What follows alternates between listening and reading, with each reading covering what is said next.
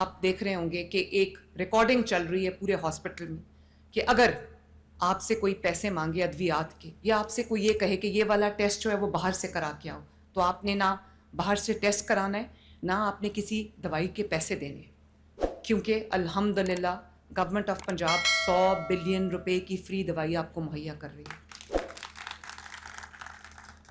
اور اسی طرح آرگن ٹرانسپلانٹ، جن کو آرگنز کے لیے ٹرانسپلانٹ کی ضرورت ہے، چاہے وہ لیور ٹرانسپلانٹ ہو یا وہ کڈنی ٹرانسپلانٹ ہو یا کوئی بھی ٹرانسپلانٹ ہو، تو ہم اس کے لیے بھی، اور کیونکہ یہ ایک بہت کاسٹلی، بہت مہنگی سرجری ہے، تو وہ بھی ہم فری آف کاسٹ کر رہے ہیں۔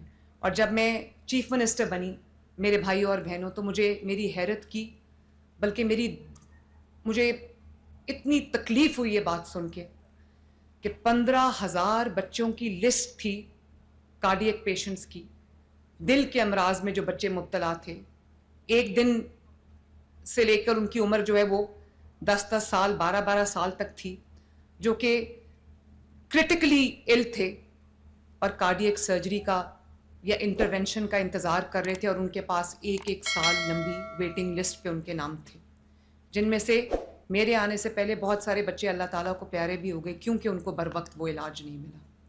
تو آپ جانتے ہو اس 15,000 میں سے ود ان منتھس اللہ تعالیٰ کے فضل سے 10,000 بچے شفا یاب آپریشن کے بعد ہو چکے ہیں، چلڈرن ہارٹ سرجری کارڈ کے تھرو۔ اور وہ صرف پنجاب کے بچے نہیں ہیں، وہ خیبر پختونخوا کے بچے بھی ہیں، وہ بلوچستان کے بچے بھی ہیں، وہ سندھ کے بچے بھی ہیں، اور وہ آزاد جموں کشمیر گلگت بلتستان کے بچے بھی ہیں۔ ان کے ماں باپ ان کو یہاں لے کے آتے ہیں اس امید پہ، اس آس پہ کہ ان کے بچے کا بہترین علاج ہو جائے گا۔ اور اسی طرح ایئر ایمبولنس میں امیر سفر نہیں کرتے، سینکڑوں جانیں بچائی جا چکی ہیں، جہاں پر کسی کا کوئی ایکسیڈنٹ ہوا، جہاں پہ کوئی چھت سے گر گیا، کوئی فیٹل انجری ہو گئی، کوئی سیریس انجری ہو گئی، تو اگر اس شہر میں اس کا علاج فی الوقت نہیں ہے تو ہم اس کو ایئر ایمبولنس میں بہترین ہسپتال تک پہنچاتے ہیں ود ان 60 منٹس، تاکہ انسانوں کی جان بچ جائے۔ اور ابھی آپ نے دیکھا ہوگا اسٹروک پروگرام ہم لانچ کر رہے ہیں۔ آپ جانتے ہو کہ جب اسٹروک ہوتا ہے تو with in the first few hours ایک انجیکشن ہے، اس کی قیمت جو ہے وہ 3.5 لاکھ روپے تک کی ہے۔ اگر وہ انجیکشن آپ کو لگ جائے تو آپ کے ریکوری کے چانسز بہت بہتر ہو جاتے ہیں۔ اب ہم نے یہ پروگرام شروع کیا ہے پنجاب بھر کے تمام سرکاری ہسپتالوں میں، یہ انجیکشن اسٹروک کے مریضوں کو فری آف کاسٹ لگے گا انشاءاللہ۔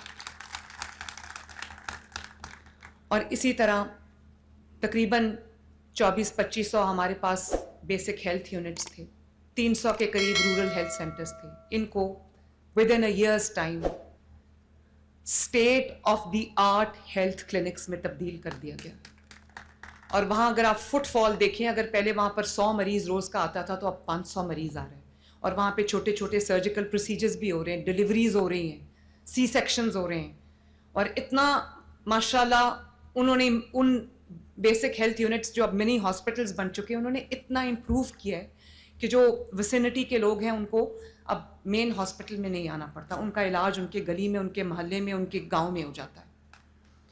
اور اب ہم ٹیلی میڈیسن بھی شروع کرنے جا رہے ہیں۔ ٹیلی میڈیسن میں آپ کی فون سکرین کے اوپر ڈاکٹر موجود ہوگا جو آپ کو گائیڈ کر رہا ہوگا کہ آپ کیا کر سکتے ہیں۔ آپ اپنے گھر کے کمفرٹ سے ڈاکٹر کو کال کر سکتے ہیں۔ یہ نظام ہم بہت جلد لے کے آ رہے ہیں، یہ پورا نیٹ ورک ہم لے کے آ رہے ہیں، جو ہسپتالوں میں بھی جہاں اگر کسی بیماری کی اسپیشلٹی نہیں ہے، اسپیشلائزڈ علاج نہیں ہے، تو وہاں پر بھی ہم دنیا بھر سے کنسلٹنٹس کو، ڈاکٹرز کو لنک کریں گے، جو ڈاکٹرز کو گائیڈ کریں گے، پیشنٹس کو گائیڈ کریں گے ٹیلی میڈیسن کے تھرو کہ انہوں نے کیا کرنا ہے۔ تو الحمدللہ، اور اس کے علاوہ ہاسپٹلز کی ڈیپ کلیننگ کرانا، یہ سب بیٹھے ہوئے یہ جانتے ہیں، ڈی سی صاحب بھی جانتے ہیں، اور نادیہ اور خواجہ صاحب بھی جانتے ہیں کہ لٹرلی ہر رات کو میں بیٹھ کے دیکھ رہی ہوتی ہوں کون سے ڈی ایچ کیو ہاسپٹل کی ڈیپ کلیننگ ہوئی ہے، نہیں ہوئی۔ ہم لٹرلی اسکرب کر رہے ہوتے ہیں، دھو رہے ہوتے ہیں، ڈس انفیکٹ کر رہے ہوتے ہیں تمام تحصیلوں کے ہسپتالوں کو، تمام ڈسٹرکٹس کے ہاسپٹلس کو۔ لٹرلی ایک اینڈ سے دوسرے اینڈ تک شیشے صاف ہو رہے ہیں، کھڑکیاں صاف ہو رہی ہیں, ریمپس صاف ہو رہے ہیں, ان کے بیڈ, ان کی مشینری دھوئی جا رہی ہے, ان کا جو سالوں کا گند تھا وہ نکالا جا رہا ہے. اور اس سب کو ڈیپ کلیننگ کو میں خود سپروائز کرتی ہوں, کیونکہ میں نہیں چاہتی کہ کوئی علاج کے لیے آئے تو وہ مزید بیمار ہو کے جائے, انفیکشن کیچ کر کے جائے ہاسپٹل سے. تو اسی طرح لاہور میں پاکستان کا پہلا پورا میڈیکل ڈسٹرکٹ بن رہا ہے. مارچ سے کنسٹرکشن کا آغاز ہو رہا ہے, جس میں state of the art specialised diseases کا 1000 بیڈز کا چلڈرن ہاسپٹل بننے جا رہا ہے.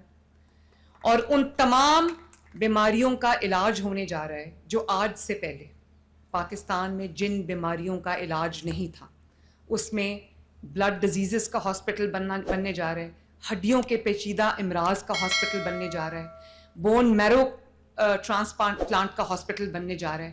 اور خدا نخواستہ کسی کو برن ہو جاتا ہے, کوئی جل جاتا ہے, تو دنیا کے بہترین ٹیکنیکس کے ساتھ دنیا کا بہترین ٹریٹمنٹ اس کو ٹھیک کرنے کے لیے جو برنز کا ہاسپٹل ہے وہ ہم بنا رہے ہیں.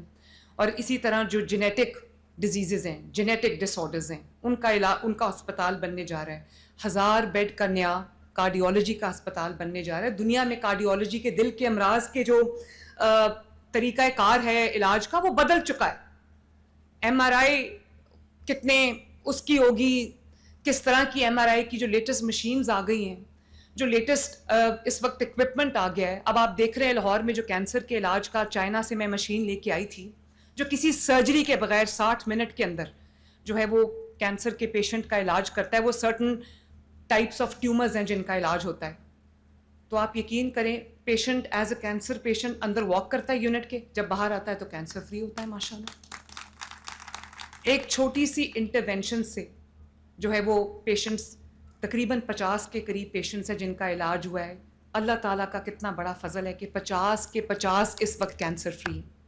اور آپ جانتے ہو کہ ایک پروب جو ہے جس سے وہ علاج ہوتا ہے, کم سے کم ایک پروب استعمال ہوتا ہے, زیادہ سے زیادہ 3 بھی ہوتے ہیں. ایک پروب 16 لاکھ روپے کا آتا ہے, لیکن 1 روپیہ ہم نے کبھی کسی پیشنٹ سے نہیں لیا.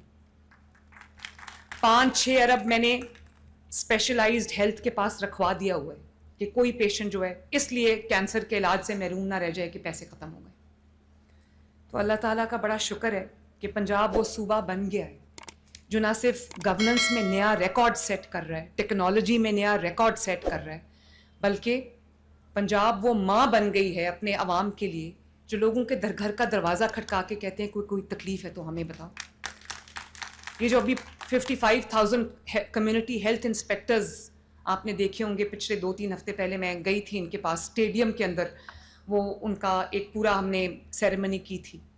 وہ تمام 55,000 کمیونٹی ہیلتھ انسپیکٹرز کو یونیفارم دیا ہے, ان کو کٹس دی ہیں, گھر پہ بلڈ پریشر چیک کریں گے, گھر پہ شوگر چیک کریں گے, ایون گھر پہ الٹرا ساؤنڈ کی سہولت بھی ہوگی, چھوٹی موٹی دوائی کا بیماری کا علاج بھی ہوگا. لیکن وہ ہر گھر کا دروازہ کھٹکا کے کہے گی اس گھر میں کوئی بیمار ہے تو ہمیں بتاؤ, ہم اس کا علاج کریں. پورے ہر گھر کا ہیلتھ پروفائل بنے گا انشاءاللہ.